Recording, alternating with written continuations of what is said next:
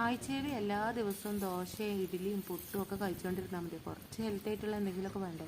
അപ്പോൾ അതിനായിട്ട് ഞാൻ ഇന്ന് കുറച്ച് കഞ്ഞി വെക്കാമെന്ന് വിചാരിച്ചിട്ടുണ്ട്. കഞ്ഞി എന്ന് പറഞ്ഞാൽ നമ്മൾ നല്ല ചെറിയ അരിൻ്റെ കഞ്ഞി കേട്ടോ. ഈ അരി നമ്മൾ നെല്ല് ഉണ്ടാക്കുന്നിടത്തു നിന്ന് കുറച്ച് കിട്ടിയതാട്ടോ നമുക്ക്, അല്ലാതെ കടയിലെ അരിയല്ല. അപ്പോൾ അത് കിട്ടിയപ്പോൾ ഞാൻ നല്ലൊരു ജീരകക്കഞ്ഞി വെക്കാമെന്ന് വിചാരിച്ചിട്ടോ. അപ്പോൾ അത് ഇന്ന് രാവിലെ തന്നെ ഞാൻ കഞ്ഞി ഉണ്ടാക്കാനായിട്ട് കുറച്ച് വെള്ളമൊക്കെ അടുപ്പത്ത് വെച്ചിട്ട് അതിലോട്ട് ഈ കഴുകിയ അരി കൂടി വാരി ഇട്ടു കേട്ടോ. ഈ അരിക്ക് നല്ല വേവുണ്ട് കേട്ടോ. നമ്മൾ ഈ അടുപ്പത്ത് തന്നെയാണ്, വിറകടുപ്പിൽ തന്നെയാണ് നമ്മൾ ഈ ഒരു കഞ്ഞി ഉണ്ടാക്കുന്നത് കേട്ടോ. നല്ല സാവധാനം നല്ലോണം തിളച്ച് വെന്ത് വരണേ. കഞ്ഞി വെന്ത് കഴിയുമ്പോൾ നമുക്ക് ഇതിലോട്ടൊരു അരപ്പ് ചേർക്കാൻ കേട്ടോ. അതിനോട്ട് കുറച്ച് ഒരു അരമുറി തേങ്ങ ചിരകിയതും 2-3 ചെറിയ ഉള്ളിയും കുറച്ച് ജീരകം കേട്ടോ, നല്ല ജീരകമാണ്.